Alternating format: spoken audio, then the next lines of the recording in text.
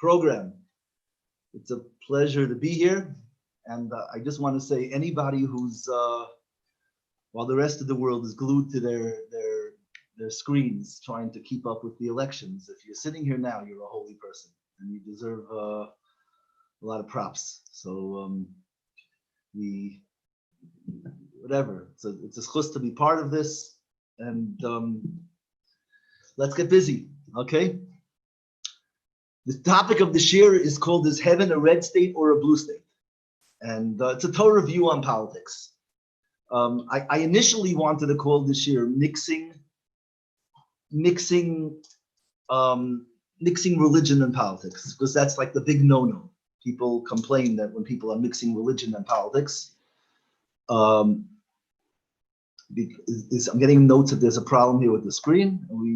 Is this okay? I don't know. I know how to deal with it. That's how it is. So if you're seeing two of me, I don't know how to solve that.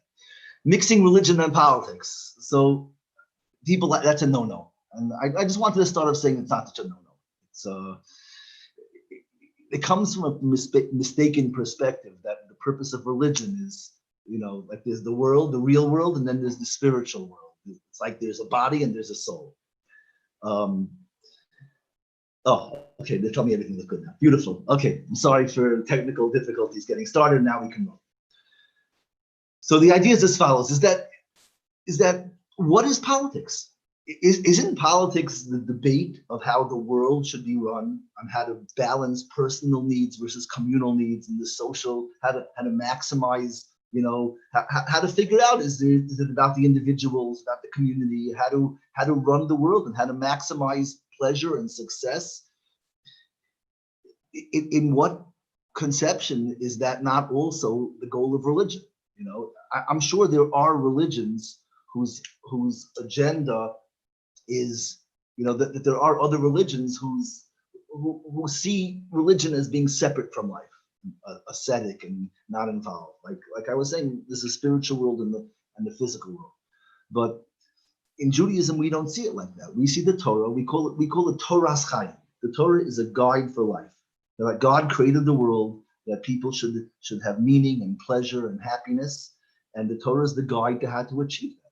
So when people are debating of what is the best way to live and how to allocate the resources and where to put the focus of legislation and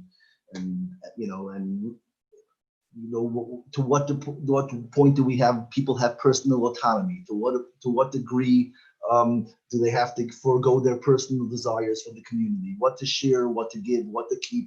These are all the most important discussions in the world. So when I think religion, I think the goal of religion is, the goal of Torah, at least in Judaism, it's a program to how to maximize human joy and human satisfaction. So I think it's a holy thing it's not even called mixing religion and politics. We're not mixing it. That's how it is. Religion is the guide to how to live. It's the same study. Okay, I don't want to get hung up on that, but I just think it's an important introduction. Those people who think that a rabbi's job is to sit in the corner with some holy books and give blessings, that's a nice thing, but it's far more than that. The Torah has something to say about everything, and that's what I'm going to attempt to show you here tonight a little bit. Okay, this class is going to be divided into three parts. The first part I'm going to give you, I'm going to do it really the opposite of the way classes normally work. Normally you build up the class and you say the punchline. I'm going to start off with the punchline, get rid of all the tension. Okay, is heaven a red state or a blue state? I'm going to tell you right off the bat what the answer to that is. And then once I tell you the answer and explain it, then I'm going to show you how that works. But part two, then we're going to, knowing already what the final result is going to be, we'll be able to study the depth of why it is like that. And but we'll get all the angst of which side we're choosing or how that plays out of the way in the beginning. The most important thing is, if you could stick around, is the third part. Because in the first two parts of the class, I'm going to be talking about the philosophy of religion and politics, what their ideologies are, and what the Torah's biases are, or what the Torah's program is.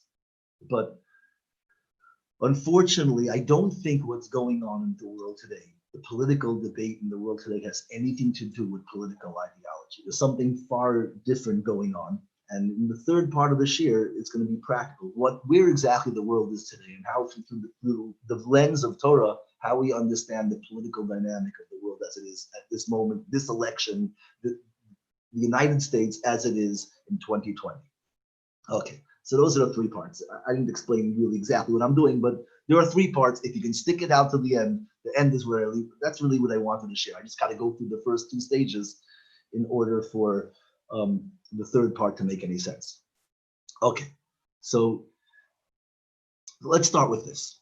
It might sound a little mystical. I don't mean to get mystical. I just want to explain to you a paradigm that will allow us to work on this class. In Judaism, we have a different way of understanding the number three than it's normally understood. Normally, when we think of three, 1, 2, 3, we think of it as a linear progression, that you have one, and then after one, you move on to 2 and 3. Linear, I mean, like in a sense, like you go to school. You finish first grade, you graduate, now you take that information, you go to second grade, you learn new things. And then third grade, you learn new things. Every stage is further progress, standing on the shoulders of what came before me. That's the normal way we think of the number, of any number. It's a progression, you know. You have the ball, first down, second down, third down, you keep on, where you leave off, try and move downfield. The Jewish concept of three is very, very different, and it's fascinating. We see, if you ever seen, like you've been to Tzfat and you went to any of these Kabbalists, so like the artists, so they all have this, in Kabbalistic pictures, it's like a series of triangles. You see like this, right? I don't know if you know what I'm talking about, but also like in the Star of David is 2 triangles. Our concept of three is not 1, 2, 3, but it's really a triangle. In the way it works with a triangle is it's not 1, 2, 3. It's 1, 2, and 3. It's one trait. Then you don't go further. You go to the opposite end. There's an opposite trait. And number 3 is the synthesis of the 2 previous traits. Thesis, antithesis, and synthesis. That's how we think of three. What does that mean? So what that means is that any trait in the world, you develop a trait. The next goal is to develop the opposite trait, because you need thesis and antithesis. You need to. Let me give you an example. It'll make more sense. You can pick any beautiful trait in the world. Let's say generosity. Generosity is a universally understood good trait.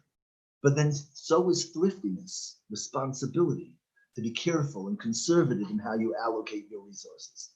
On the one hand, you want to be generous. On the other hand, it's also valuable to be thrifty.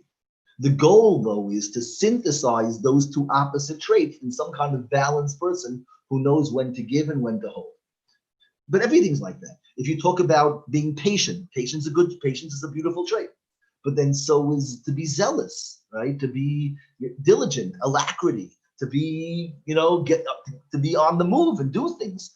So sometimes you have to perfect patience, but then there's also to be diligent, to be all in, to be fired up. So the secret of life is to embrace the 1 and the 2, which is the opposite, and then figure out how to synthesize those 2 opposite traits, and that's totality. And that's the way in Judaism all threes are understood. Judaism is built on threes, and every 3 is understood not as 1, 2, 3, but as 1, 2, and 3. The best example is we have 3 patriarchs: Abraham, Isaac, and Jacob. So based on this model, we see Abraham and Isaac as opposites.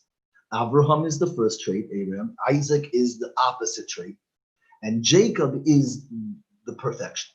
And this will explain why we had to have 3 patriarchs before you could have the 12 tribes. The 12 tribes could not be born to Abraham or to Isaac because they're each only one ingredient of the final product. They're sort of like one-dimensional.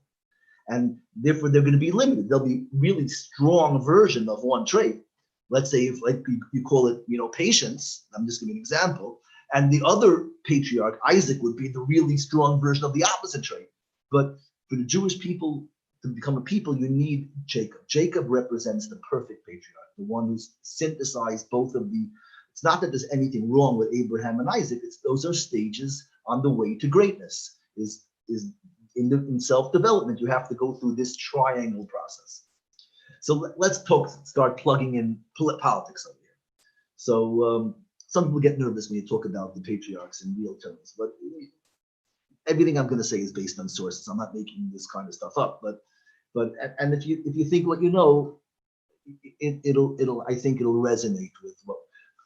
Let me ask you, if you were to draw, I give you a job to draw a painting of Abraham, right? So what would be every painting of Abraham? What would be in the background, right? What's the prop that Abraham, every kid in school, when you're doing arts and crafts in a Jewish school, and you're up to the Torah portions about Avram, about Abraham.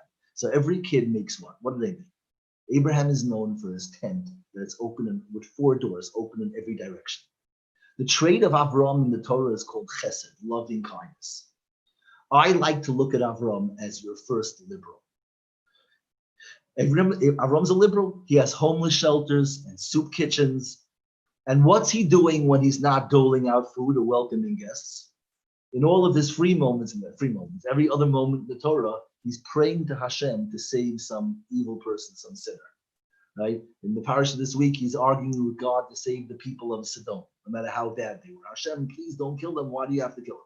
And in last week's Torah portion, he was praying to Hashem not to kill Pharaoh, not to punish Pharaoh, to heal Pharaoh. And then next week, he's going to be trying to heal Avimelech, the king of the Philistines. And he davens to Hashem, don't Lu Yishmael Yichya Lefanecha, my son Yishmael, God, take care of him. He comes across as almost a caricature of a role of the person who is compassionate. He's liberal. He's homeless shelters, soup kitchens, bleeding heart, worrying about all the good people, all the people who are not so good, who are morally challenged. Okay, so Avram comes across like that. Okay. If you have a negative association in your mind with some liberals, we'll see. We're going to flesh that out in the share, and hopefully everyone will be satisfied. Isaac is the opposite trait. Yitzchak in the Torah, Yitzchak is the trait of what we call din, justice, sternness, discipline. He's the opposite of Avram. Avram's love, God refers to Avraham as Avraham Ohavi, he who loves me. Avram is the one who loves God. Yitzchak is the fear of God. The trait of Yitzchak is yira, pachad.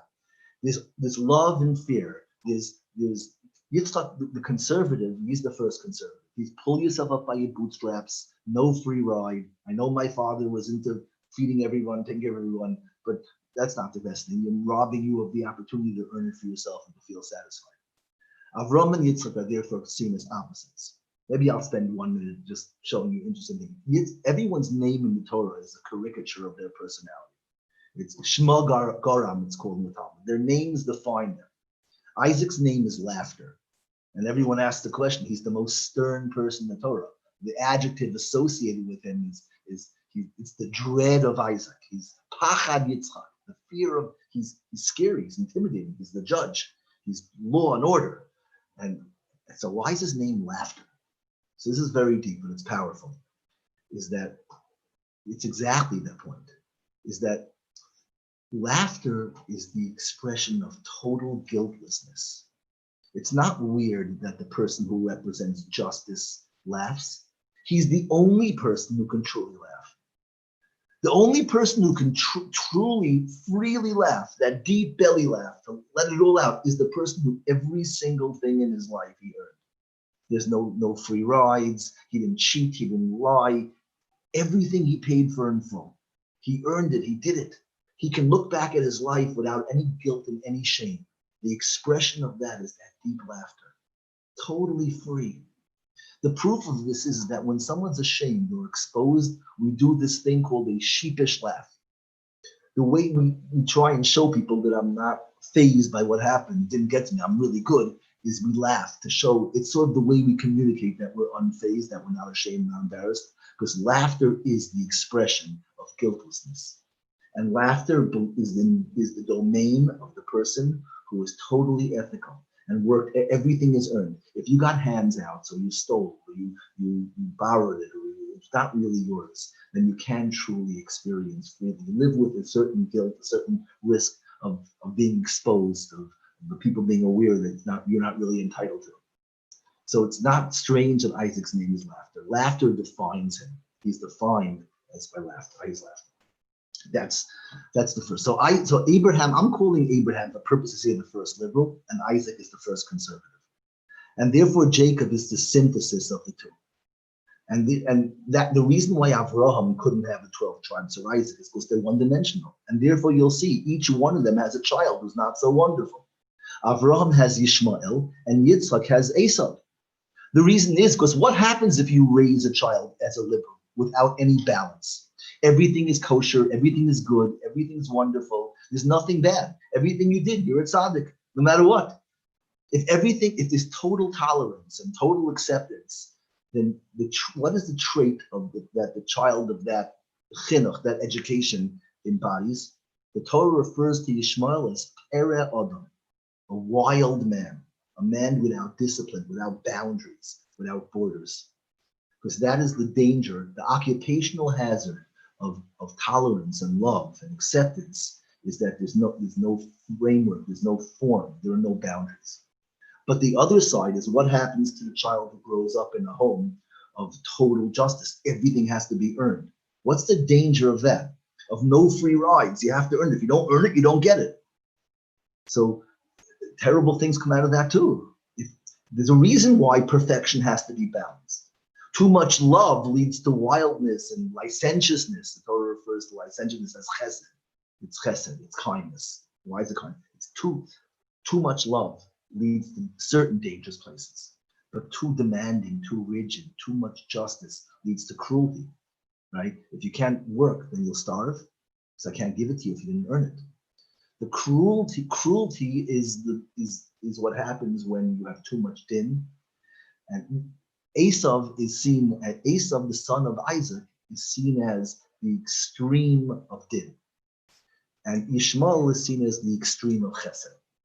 And they have different sins. Ishmael in Jewish thought is seen as an adulterer, and Esau is a murderer. I wouldn't want to have to choose which is worse, adultery or murder. The idea is that they're both pretty terrible. One is the corruption of the right, and one's the corruption of the left. And that's why the perfect picture has to be Jacob, who's the synthesis. And that's how the answer is heaven, a red state, or a blue state. So what should be obvious is that it has to be both. And in the course of the talk, we're going to talk more about this. But the punchline of the class is what I'm saying first, is that heaven isn't red or blue, or it is red and blue. They're both true. You need to be loving, and you also need to need structure and discipline and justice. And you know, if you want to spend a little more time looking at this, so then, you know, each of these three characters, Jacob, who's the synthesis, and Yishmael, who's the child of Abraham without the balance, and Isaac, and Esau, who's the child of Isaac without the balance. Each one of them is a founder of one of these three religions, the Western religions, right? Yishmael becomes the father of Islam, of the Muslims. Esau is Rome. He becomes the father of Christianity, the seat of Christianity, with its seat in Rome. And Yaakov, understandably, he gets his name changed to Yisrael, and he becomes Israel. The Jewish people are the children of Jacob. And this is literally how we see it. We don't see that Christianity and Islam are like totally evil. They're each half of the story.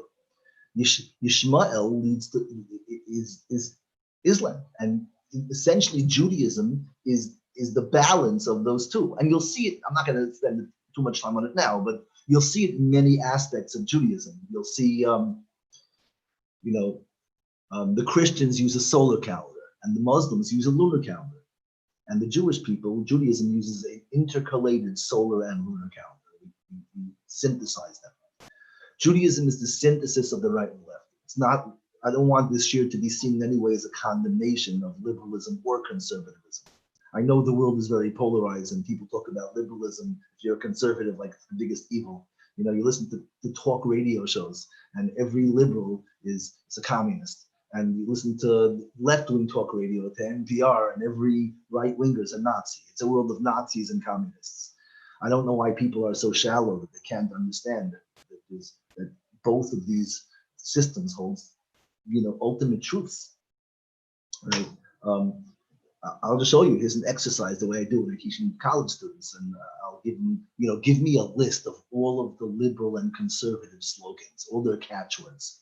So the liberal catchwords are what? Tolerance, no prejudice, acceptance, empathy, sympathy, compassion, charity, equality, brotherhood, taking care of people, social consciousness, seeing the bigger picture.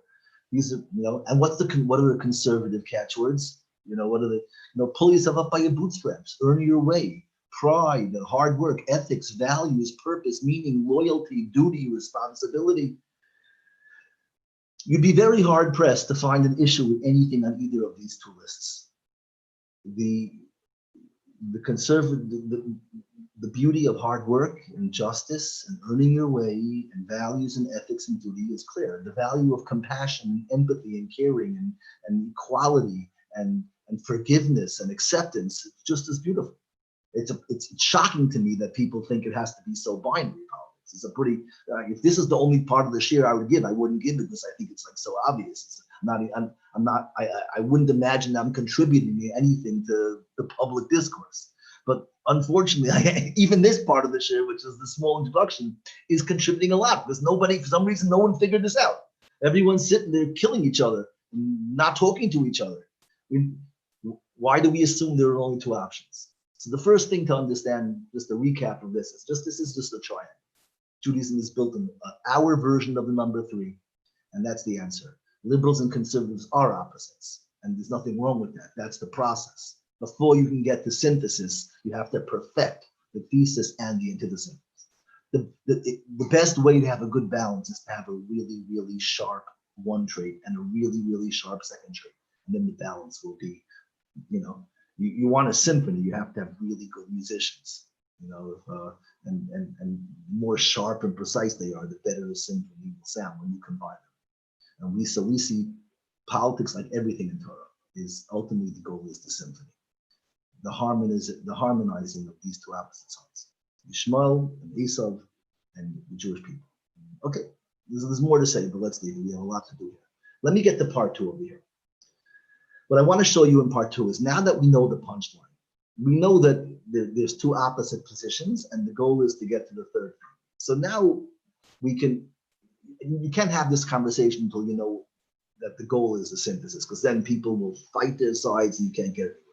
But knowing that in the end you're both right, whatever you believe politically is I would say it's really cool that you believe that, because that's 50% of truth, right? So everyone is in possession of 50% of truth. So once you know that, then it's easier to have the conversation. So what I want to do now is I want to show how cruel the Torah is.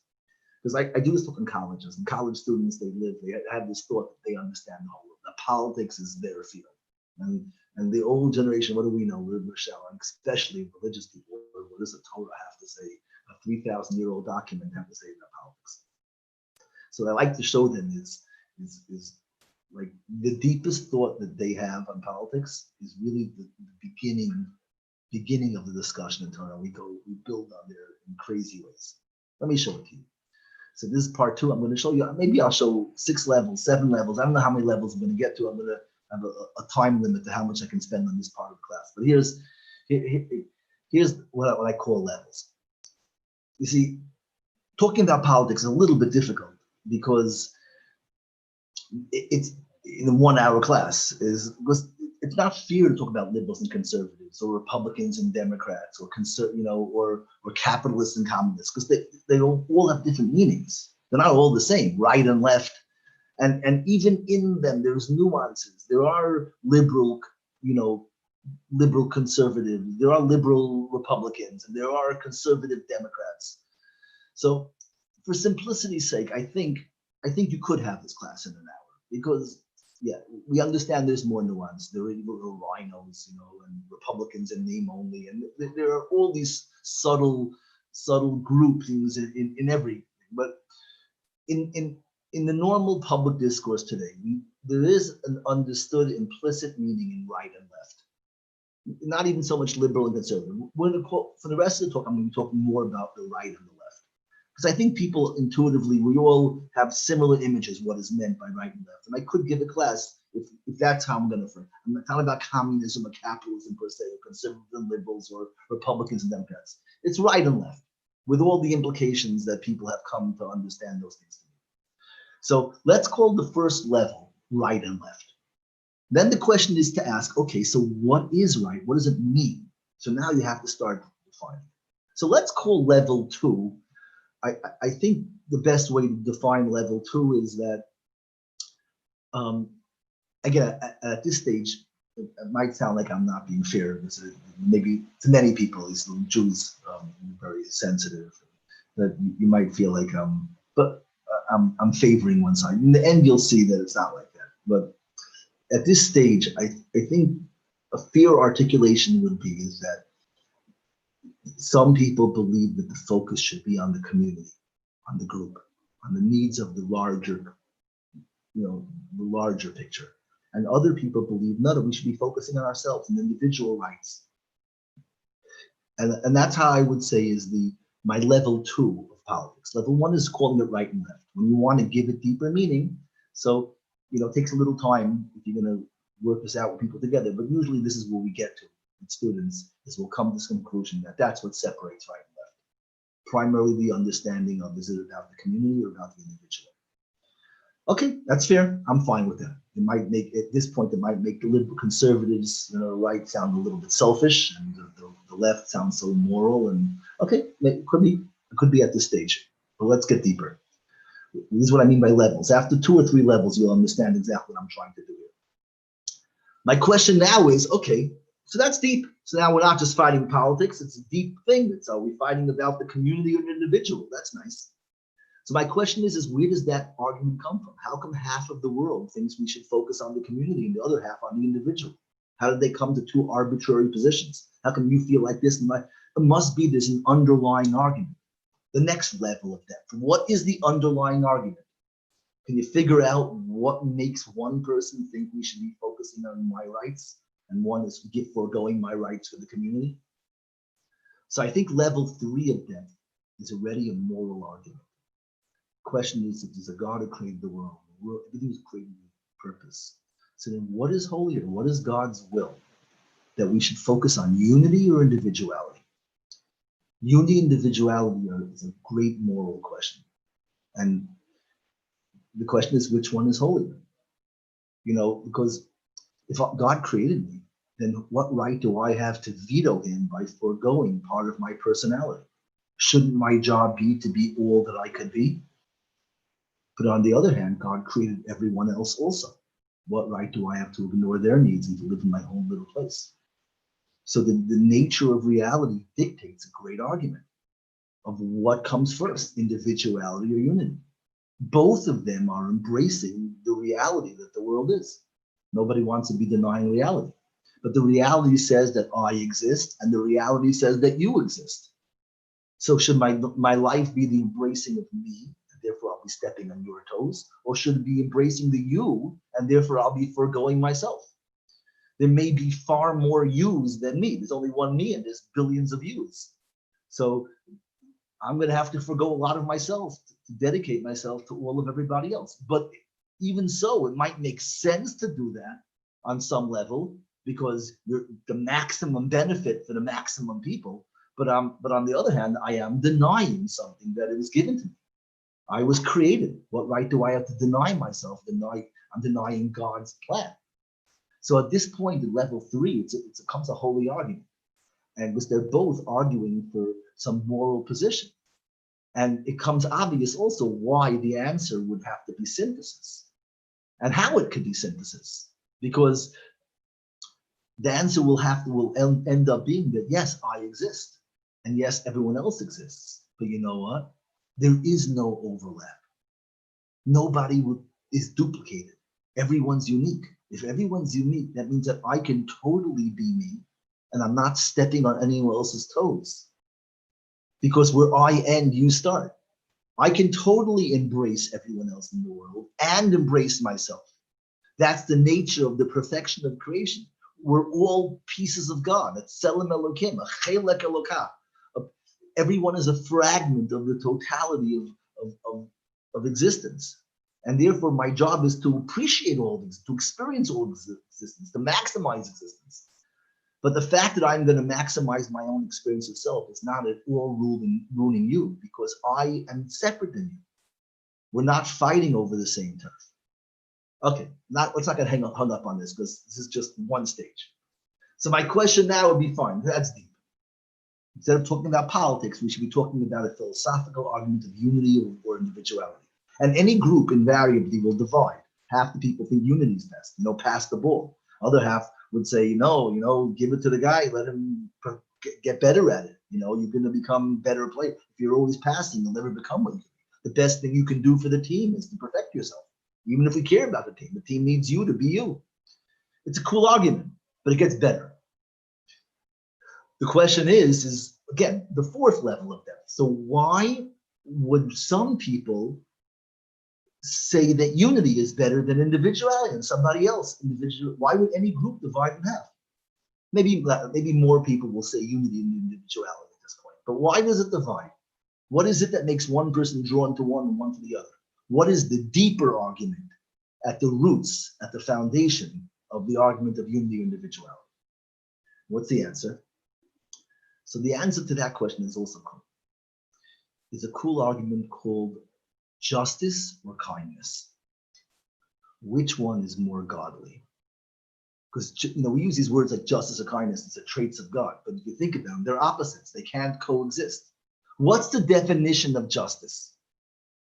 The definition of justice is you get what you deserve. Is that true? Is that precise? Justice is you get exactly what you deserve. What's the definition of kindness? Even though you don't deserve it, I'm going to give it to you anyway. So you realize that justice is not kind and kindness is not just. There's an injustice in kindness. I'm giving you something even though you didn't earn it. You don't have this, you didn't earn this. But if I only do justice, everything's fair, but there's no kindness. You earned it, it's yours. And I didn't show any kindness. Which one's holier? You see, if you believe in justice, that you have to earn everything. Let's talk about it for a second. That, how does it make you feel? Justice is beautiful. It's fair. Wow, it's really fair. And it makes you feel valid, makes you feel proud, makes you feel deserving. You can totally enjoy, like we said with the laughter of Isaac, you can totally experience what you have because you earned it, paid for it. It's yours. You feel powerful. Kindness, though, you don't have that, but kindness makes you feel safe. No matter what, I'm taken care of. I'm safe. Kindness means that I don't have to worry that I'm able. Which is cooler, to feel safe or to feel powerful? You can't live without either. Again, the synthesis is important. Jacob is going to be the combination of justice and kindness. And this is the argument. If you believe, which one do you believe in? If you're going to believe in justice, see, at this point it becomes clear, politics is religion. We're not fighting about some at random political position. We're really fighting about what's more important, the traits of God. There are two names of God, Hashem and Elohim. One is justice and one's kindness. God is just and God is kind. He has mercy and justice. Isn't mercy, like kindness, the opposite of justice? So which one is more godly? So the answer is, we know the punchline is both, but at least understand that the argument is a holy argument.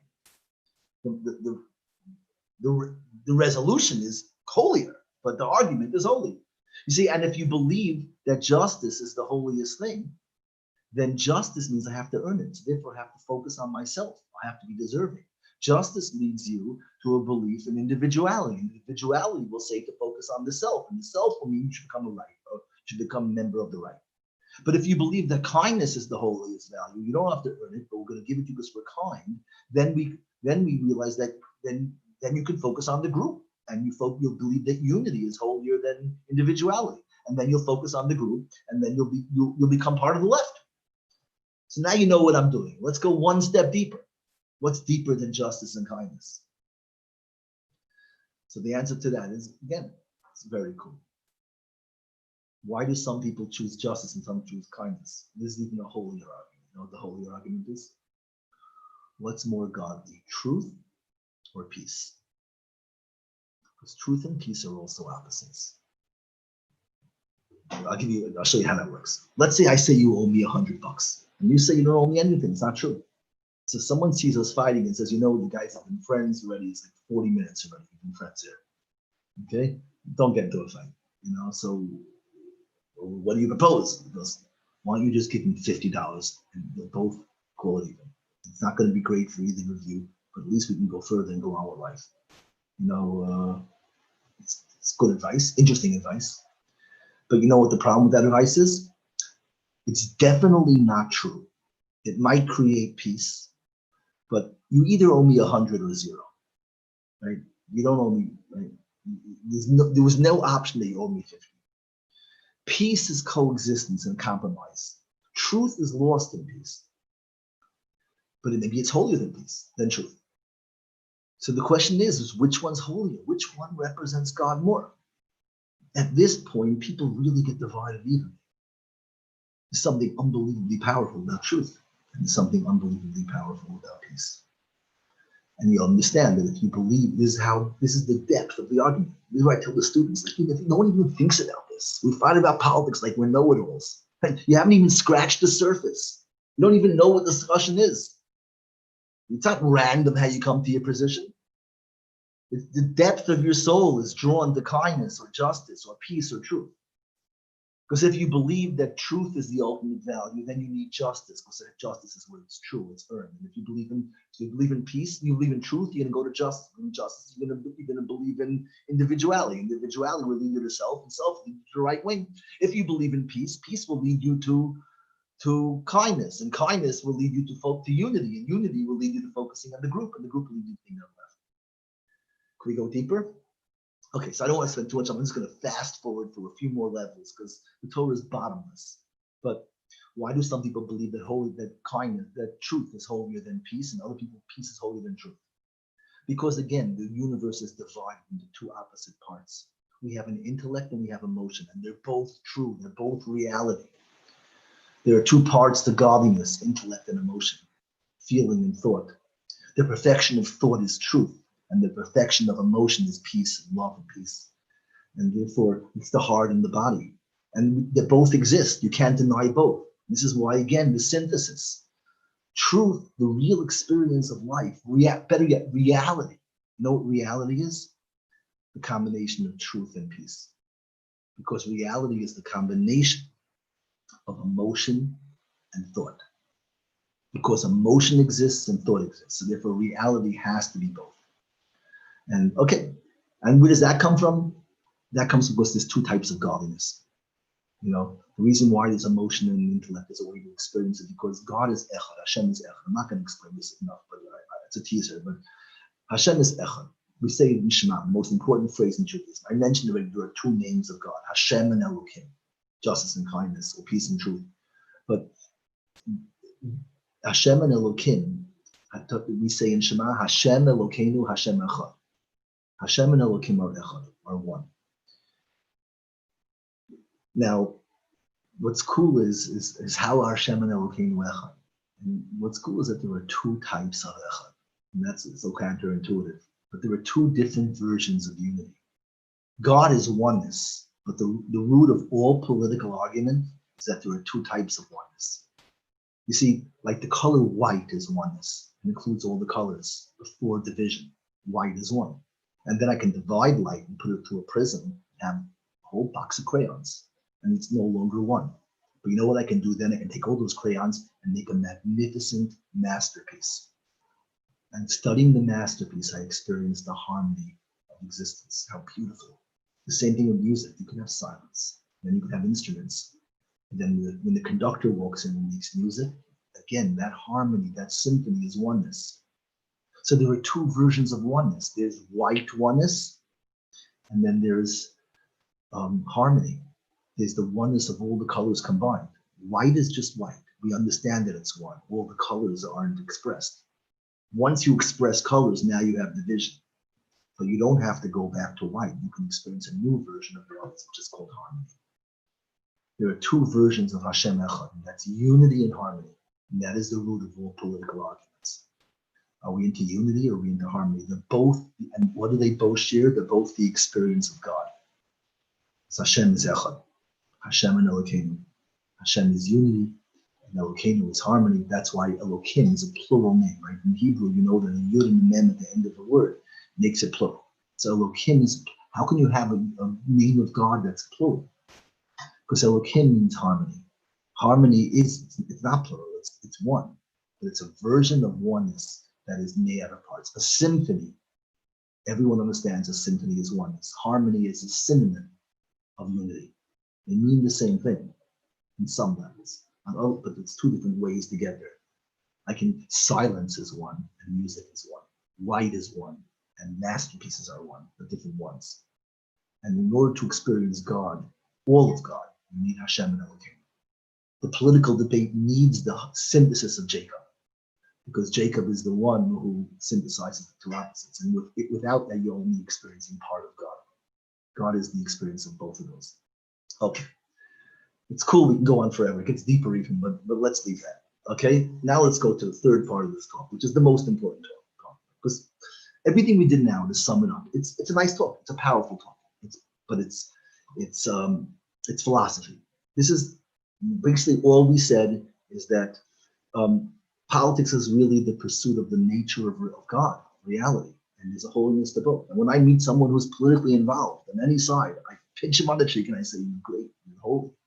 50% of holiness. Or everything you're saying is true, but it's only half of truth.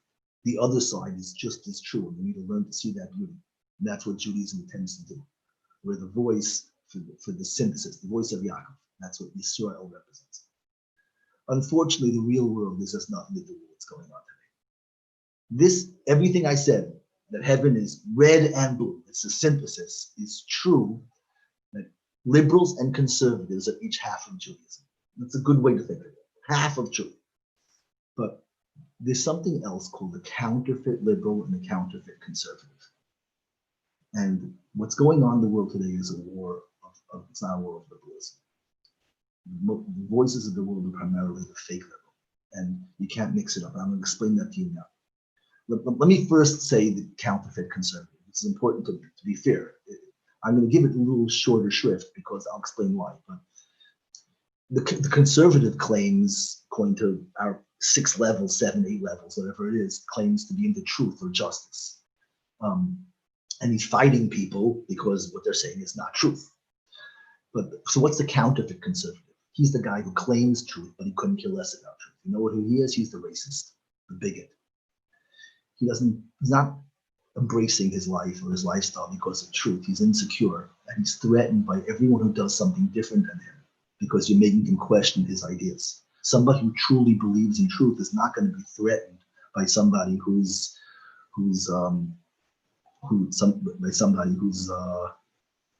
believes differently.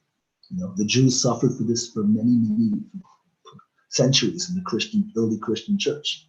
You know, because why? Because we were different than them, and made them have to question their ideas, that we didn't accept their doctrines. So therefore, bigotry and prejudice, and Jews were butchered because of this and forced to convert.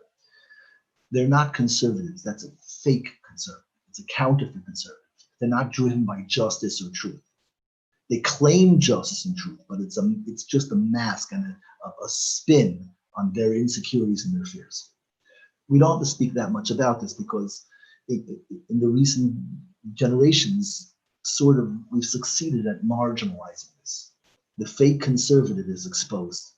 The racist and the bigot doesn't have a place in the modern world. They exist, and to a certain degree, they're still dangerous. But you don't need to expose the ideology. Everybody knows what's wrong with it. Everyone knows where it's coming from. Unfortunately, as it's said, it's good we dealt with that. But unfortunately, the fake liberal hasn't been exposed yet. And that's what I want to show you, the most important part of this year, because this is what I experienced on college campuses primarily. The fake liberal works like this. We have a story in the Torah called the story of Korach. I'm going to tell you the story quickly, and I think it'll give clarity to what we're dealing with.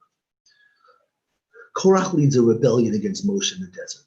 The Jews have left Egypt. They went to Mount Sinai. They experienced the splitting of the sea, the 10 plagues.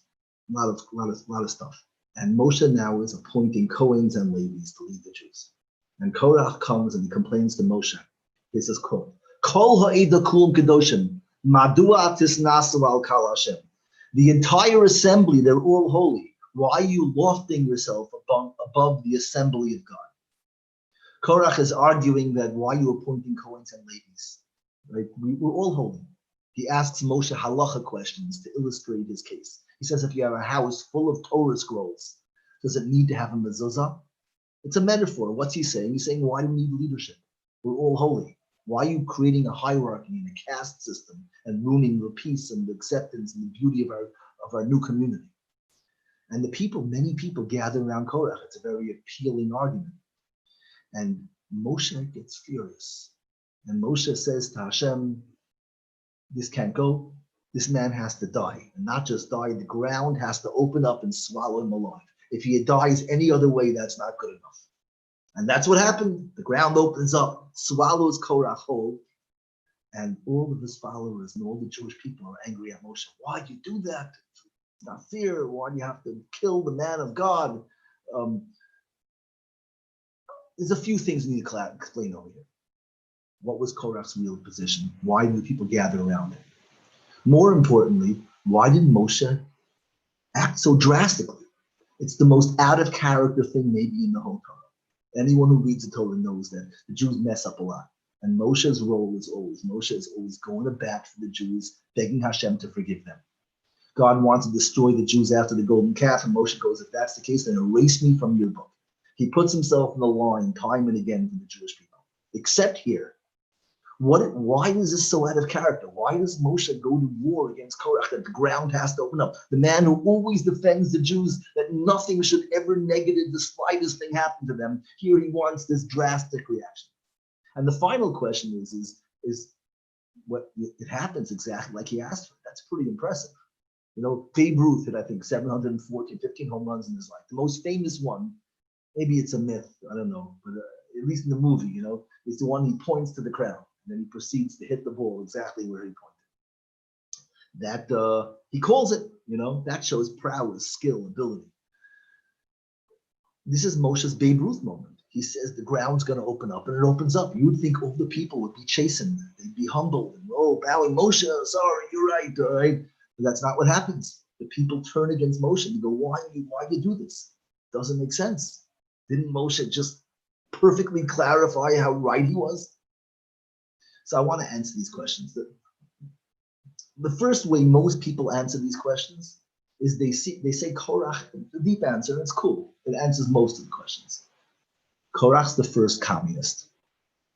Korach is coming and he's saying, why are you appointing leaders? We're all holy. Just let us all, don't make hierarchies, don't create caste systems. And that explains a lot of stuff. Why everyone gathers around him. It's a very appealing ideology. How many people in the world don't go through a stage, you know, where you're loving and you want this utopian worldview where there's no competition, no jealousy? The Korach position is fascinating and it draws people in. It's very tempting. So that explains very well why Korach says his position and why the people side with him.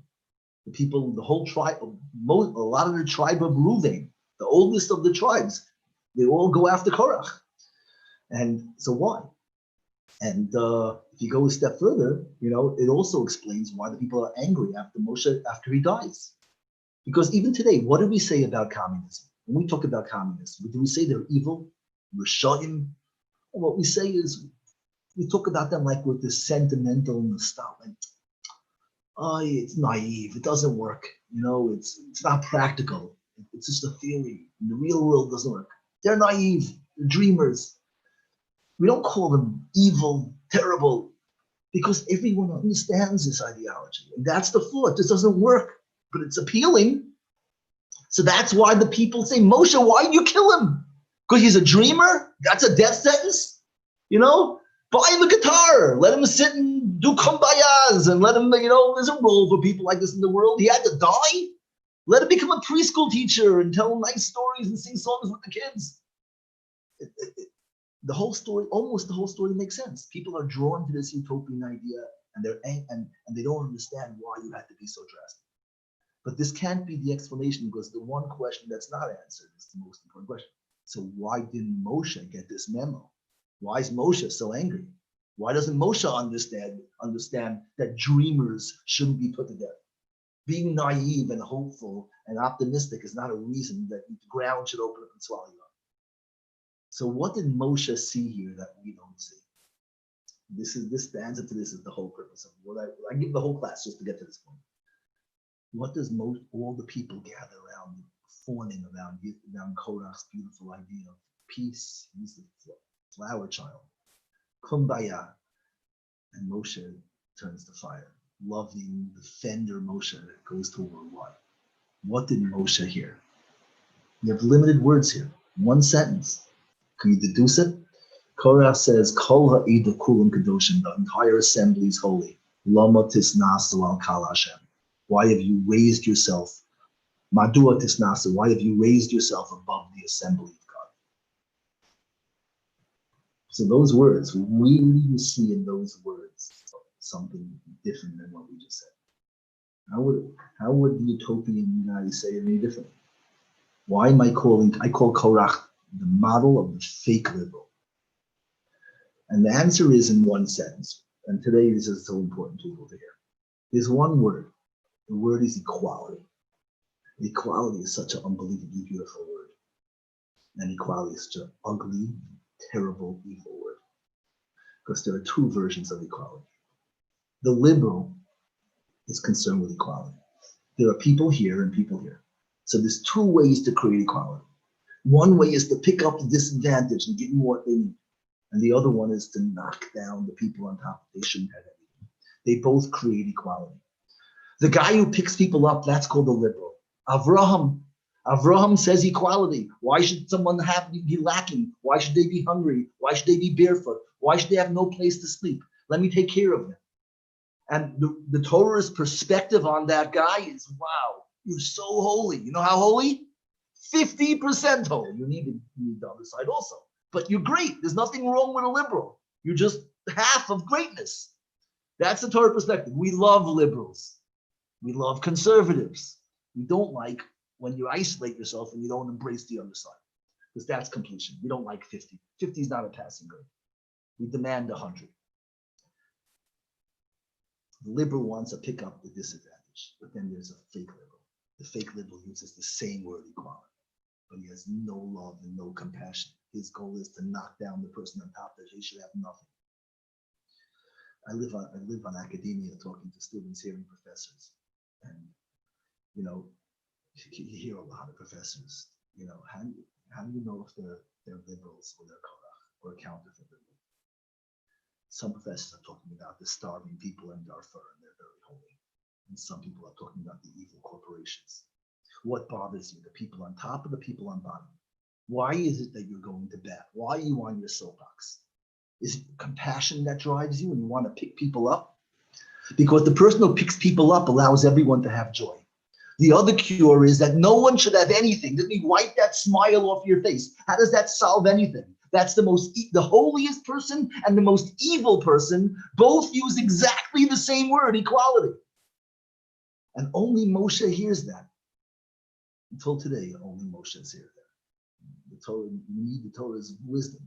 Because I go to colleges and I see all these Jewish kids. And they lap this up because they're all loving and compassionate. And they hear Korach get up. See, here's what Korach says. If Korach was a true liberal, how would he finish the sentence? Moshe's appointing Kohanim and Levites. And Korach says, Kol ha'ida kulam kedoshim. The entire assembly is holy. Everyone's great. How should he finish his sentence? His phrase. How should he finish it? Why are you appointing Kohanim and Levites? Everyone's holy. So what would a true liberal say? There's Kohanim and Levites and everybody else. What would a true liberal say? He would say, give everyone a position. Everyone should get a role. Everyone should have a place of importance in the community. Give everyone a job. Is that what Korach says? What does Moshe hear? Kol ha'ida kulam kadoshim, the entire assembly is all holy. Madua tisnasu al kal Hashem. Why have you raised yourself over the assembly of God? What bothers Korach? Not that they're low, that you're high. Korach is advocating you come back down and no one should have anything. It's crazy. Only Moshe hears this. Everyone else turns to mush when they hear the word equality. And when you hear the word equality, that's when your ears have to perk up and you have to hear how it follows. Let me tell you what I find in most professors in college say that our children are hearing. They have a list of agendas. If I hear one position of a college professor, I can predict every other position they have. Because here's what they're against. They don't like SUVs, they don't like fur coats, they don't like corporations. They don't believe in truth, they don't believe in morality, there's no God. They don't like the nuclear family, they don't believe in traditional marriage. They don't like the Boy Scouts, they don't like guns. They don't like Israel, they don't like Christianity either though. They don't like flags, they don't like clubs. They don't like loyalty or patriotism. Let me ask you a question. Is there any common denominator? What's the common denominator between a fur coat and an SUV and a gun and a flag and a Boy Scout and a Jew and truth and marriage? Because when you find the common denominator, you'll know what their position is. Their position isn't that they love animals or they like the environment. There are people who love animals and like the environment. But when you want to know, but they're not going to be in lockstep on every single other position. When you meet a whole career role, thousands, hundreds of thousands, tons of people, and they all share exactly the same 40 positions on 40 diverse, unrelated topics. So then you can deduce what the real issue is. Let me ask you, what is the common denominator of a Boy Scout, of marriage, nuclear family, a Jew, truth, morality, guns, SUVs, fur coats, families, Israel, Christians, America, white men. We know one position. You know what they think about all of it. So what's the answer?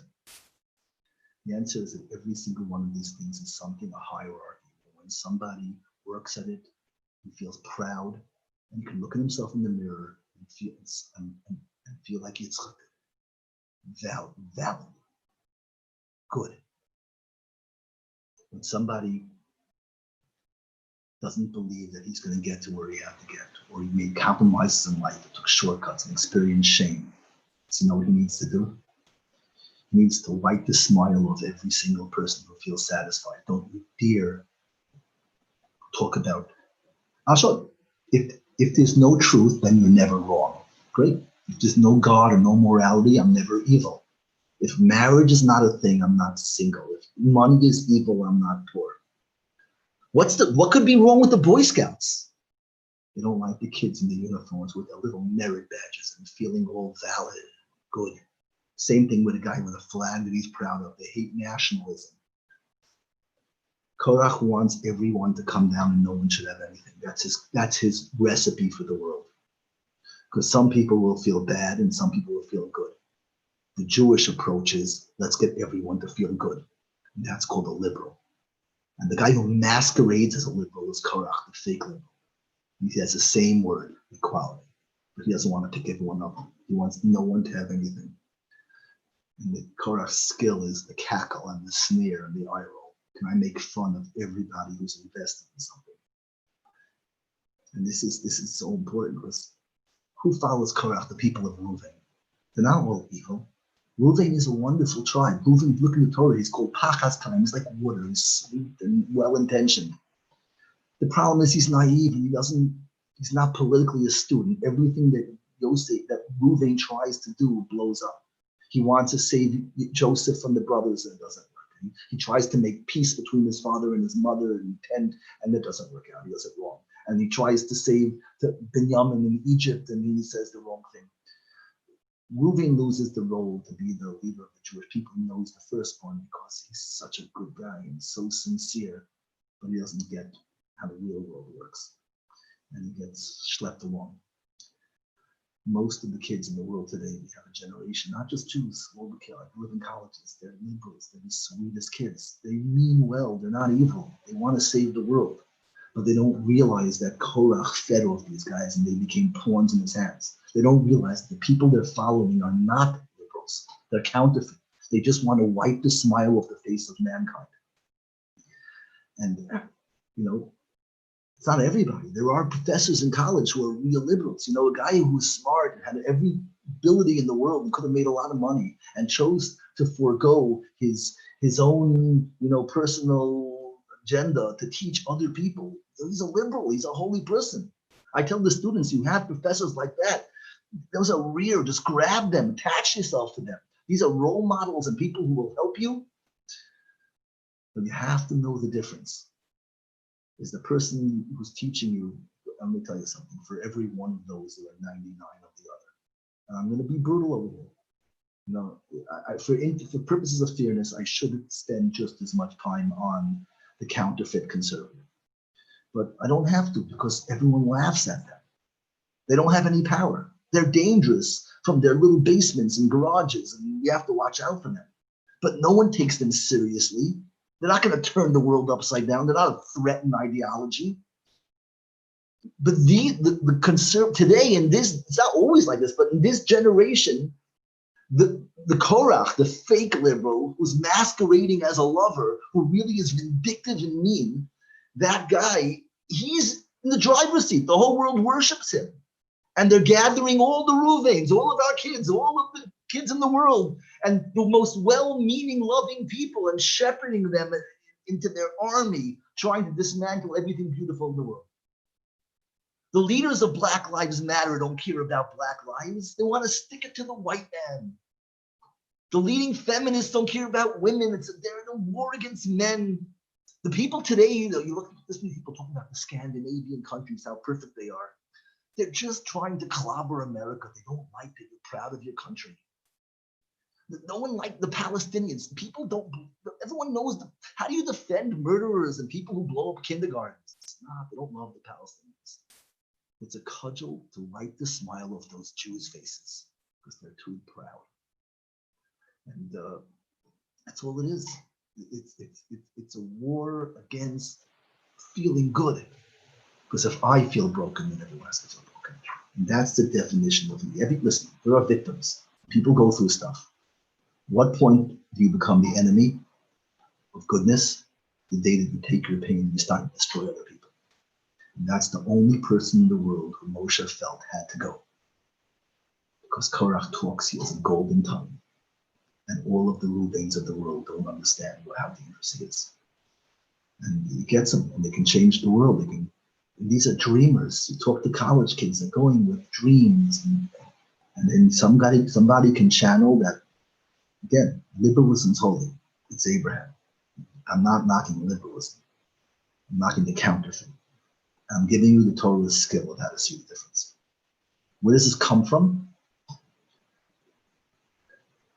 We understand where it comes from. Why would someone choose to knock people down to solve the disparity rather than work to raise people up? Why do you become a Korach when you could be an Avraham? Every Korach started off as an Avraham.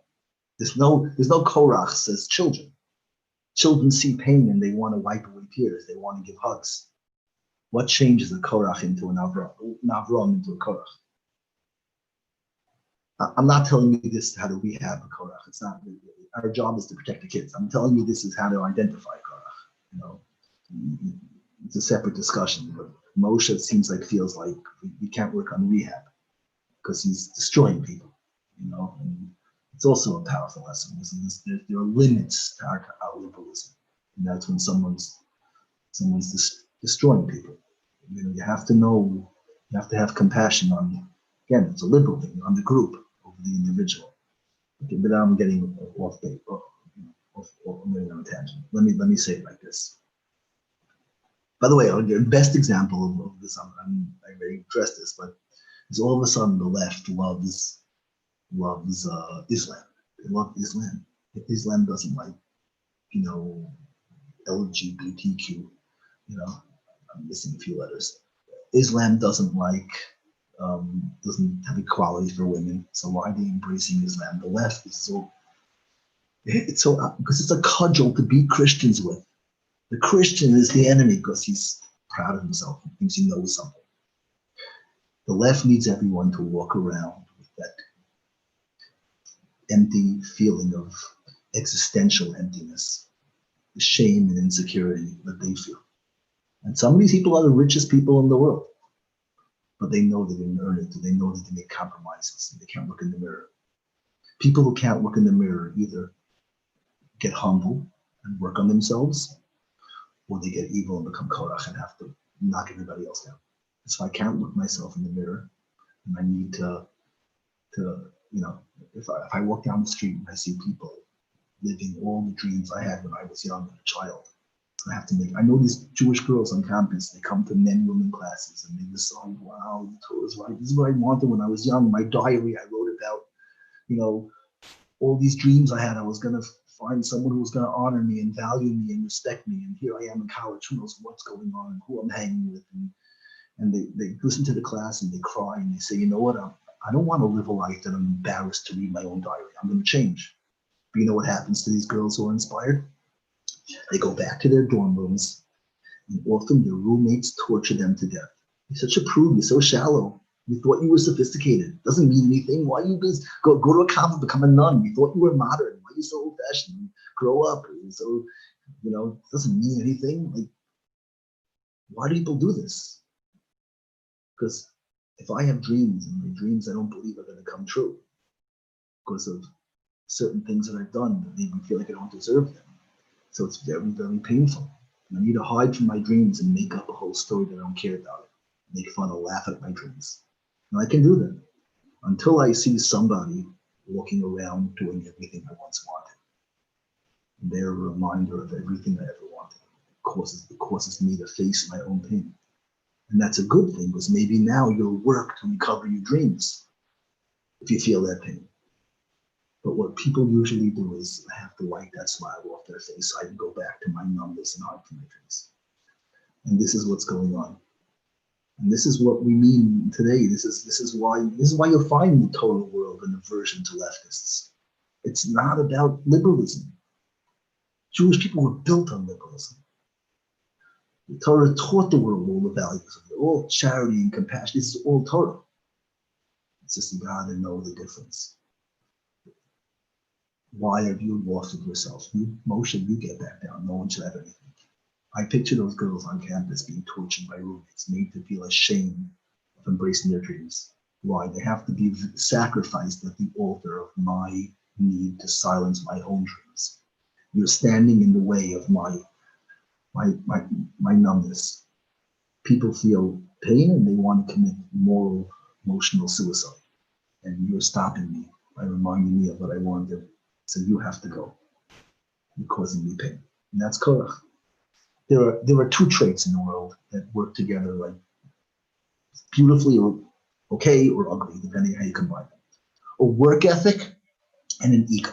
Somebody wants to be great, but he's willing to work hard. It works really well because he'll go out and work hard, he'll become successful, and he'll fulfill his ambition. The person who has no ego and no work ethic also works pretty well because he has no needs for honor, so he'll become a bagger in Walmart, doesn't have to work that hard, and he gets what he needs. The only thing that doesn't work well is when someone has an ego but no work ethic. If I need to feel great, but for whatever reason I can't do it. I'm lazy, I'm broken, I gave up, I feel ashamed. I don't believe that I can do it, therefore I cop out. That guy's dangerous. Because if you have a need to be great, you're not willing to climb, there's only one way to deal with it. The only way to satisfy my ego and not do anything is to knock everybody else down. And that's Korach. And listen, this is election night. You're here, you're learning Torah, it's beautiful. I just leave with an optimistic note. For all the Korachs of the world, God created an antidote, and that's the Jewish people. Our voice is meant to be the voice in the world is don't give up. You don't need to knock anyone down. You don't need to give up. What's the opposite of Korach? If Korach is the need to knock people down because I don't want to see anyone living my dreams. So what's the answer? So when someone doesn't believe his dreams will come true, that's the way he has to live. He has to knock people down. So what's the cure? The voice of the Jews, you can live your dreams. Why do you think you can't recover? Who cares what you did wrong? Sheva yipol tzaddik, a tzaddik falls 7 times. He'll just become stronger. And it'll be deeper and better when you get yourself back to where you wanted to be. You don't need to knock people down, you just need to build yourself up. And this is the message of the Jewish people to the world. Everybody has dreams, and everyone's been hurt, or everyone's compromised. So everyone is torn between two voices in their 2 ears. One voice says, wow, remember what you wanted to be? And the other voice says, who are you fooling? It's never going to happen for you. Korach's approach is to cackle and sneer at the voice says how great you could want to be. And if he can win, then he can save you from the pain of hearing that voice. But that's not the only cure. If one voice is saying you could be great, and one voice is saying you can't be, why do we want to silence the voice that you could be great? Why don't we silence the voice that you can't do it, that you're dirty, or that you're shamed, or that you're broken? And that's the purpose of the Jewish people. And that's why Korach had to go. Moshe understood that the Jews were chosen on Mount Sinai. Not some ego trip or some racist prejudice, we're chosen. It means Hashem put us in the world as public servants to the world, to be the ones that tells the whole world is that you're not broken, you could be great. You're a piece of God, and all your dreams can become true. And may we all be liberals and conservatives. May we combine together into this magnificent world that embraces all of godliness, truth and peace, justice and kindness, harmony and unity. May we avoid the masquerading evil voices that are full of, portray themselves as truth when they're really insecure, prejudiced, bigots, and racists. May we overcome the voices that say that all the dreams and all the beautiful things in the world are evil or ugly, and nothingness is the only thing worthy. May we overcome all of the counterfeits, embrace the truths, and may we never have to have an election again. The Jewish people would be the role models to the world that we were meant to be, of the synthesis of justice and kindness, of truth and peace, of harmony and unity. Can you imagine what the world would be like? We'd have a world of dreamers embracing their dreams. We'd see people walking down the street with that look in their eyes, instead of the disillusioned look of shame or the eye roll of the shamers. It would be that kid's look of gleaming, glistening, hopeful eyes. There's nothing more beautiful than the wide-eyed look of dreamers. And that's what we were put here for. May we recover the dreams of mankind. May we overcome the silences of dreams. May we bring nachas to God and bring the world to the place, to the true symphony that he wanted us to hear. All right. Now I can go look to see who won. Let me tell you this, I don't know. And if you're watching this at a later date, so you're not going to know what we're talking about, this is election eve. But let me say this, is that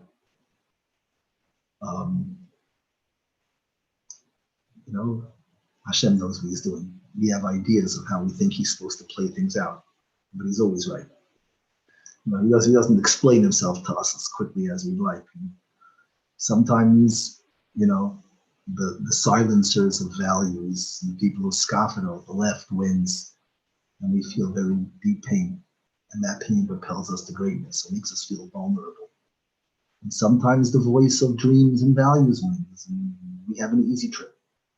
But sometimes, the easy way, we don't do so well with it, And sometimes we perform better in poverty or in sickness than we do in health and wealth.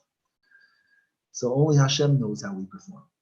I'll just tell you this, if you want always the elections to go the way you want, if you want everything to be easy, then you have to prove to Hashem that you do really well when he makes things easy. Do you give enough tzedakah when you make money? Do you daven enough? Or do you just find your tehillim when you're in pain and you're worried? Because if you show Hashem that you only serve him when you're worried, then the people you don't want to be elected will get elected, and you're not going to like what they do, and you're going to approach to Hashem from pain. But if in times of peace you can prove to Hashem that you excel at peace, and that when things go your way, you're just buoyant and alive and happy and all in, you go to shul and you learn Torah and share the bounty of your blessings with other people, and Hashem will never make anything go against your way again. All Hashem wants is for us to be in the place that we need to be, in that happy place. He wishes, the Torah tells us that he wishes that we'll be in that place, because of that we'll be serving Hashem and embracing our lives out of peace and tranquility. And then they'll never have to make us lose elections again. Everything will turn out. The promotions, the relationships, everything in our life will turn out the way we want. If it doesn't, it's because that's what we need to get close to Hashem and to feel joy. Maybe be zocher to find a way to Hashem to joy. May Hashem make every ballot go our way. All right. Have a good one.